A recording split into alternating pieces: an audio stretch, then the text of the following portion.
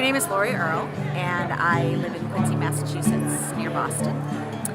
I am the founder and director of This Star Won't Go Out, a nonprofit that was started in 2011. I found Nerdfighteria through my daughter, Esther. And Esther found Nerdfighteria because of her love of Harry Potter.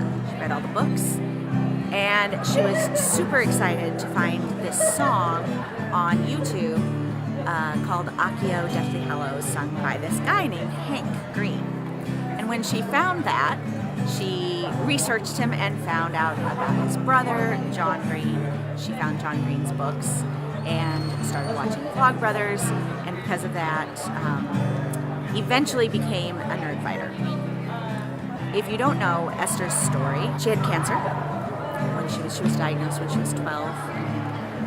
Passed away from cancer when she was 16, but with her cancer, couldn't always get out around and was sometimes kind of confined to her room, wasn't able to be as mobile as she wanted to be. And because of that experience, the internet and friends she made on the internet were super, super important to her. As her parents, we tried to give her as much independence as she could have. While we checked out what in the world this Nerdfighteria was, we did not get super involved in it. We wanted to give her space. And so I certainly didn't consider myself a Nerdfighter back then. Unfortunately, Esther died from her cancer in 2010 when she was 16. And with those last months, we began to know her friends from Nerdfighteria, and they became our friends. What was Esther's world really became our world. We were so impressed. We were so excited to find out what quality people Esther had known and spent her time with. We loved the fact that she was part of Harry Potter Alliance, and all of these things just became really rich for us. The reason Nerdfighteria is so important to me now is partly because of its connection for me with Esther. You know, I feel the continuation. But mostly it's just because Nerdfighters are pretty cool. I cannot tell you how many times I have, in speaking to audiences, told them that my daughter was a Nerdfighter and that we're part of this Nerdfighter community, and people look at us really strangely, like, what in the world is a Nerdfighter? And I have to say, well, a Nerdfighter is somebody who celebrates and embraces their nerdiness or geekiness. Then I go on and tell them that a Nerdfighter isn't made of blood and bones, but of awesome, and that their motto is not only to create more awesome, but to decrease world suck. When adults hear that, there's always this kind of a gasp, but such an appreciation and an immediate understanding of what in the world a Nerdfighter is. So I celebrate this world that my daughter brought me into. I know my husband does as well.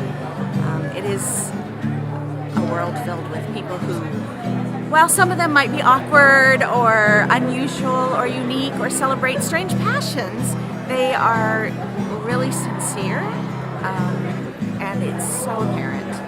And so I am so proud when I'm recognized as a Nerdfighter, even though it might be an old Nerdfighter, and so happy to be a part of this community.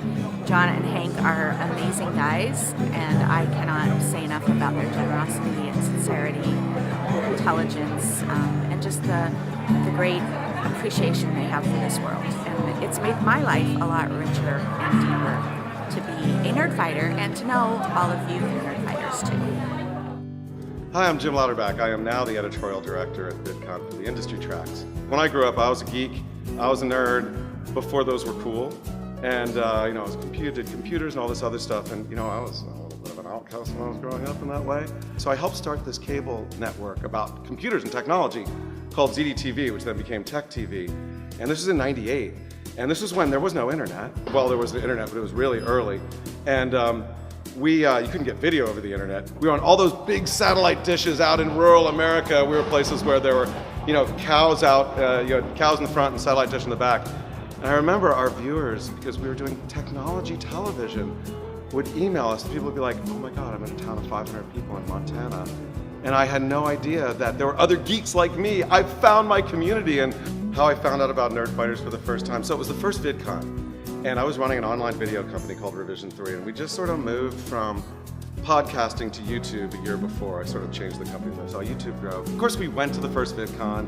It was at the Hyatt Century City, LA, in the basement. I was walking around, like I do it at different conferences. I was poking around. I'm like, what's going on in this room? What's going on in this room? And I walk into this room, and there are all these people there, and I'm like, and it was a Nerdfighter meetup. As I walk in, I'm like, what the heck is this? And everybody turns around and look at me. I'm like, well, what are you guys doing? And I was sort of like the old guy walking into the room, like, this is Nerdfighter. So I'm like, okay, fine, I'm out.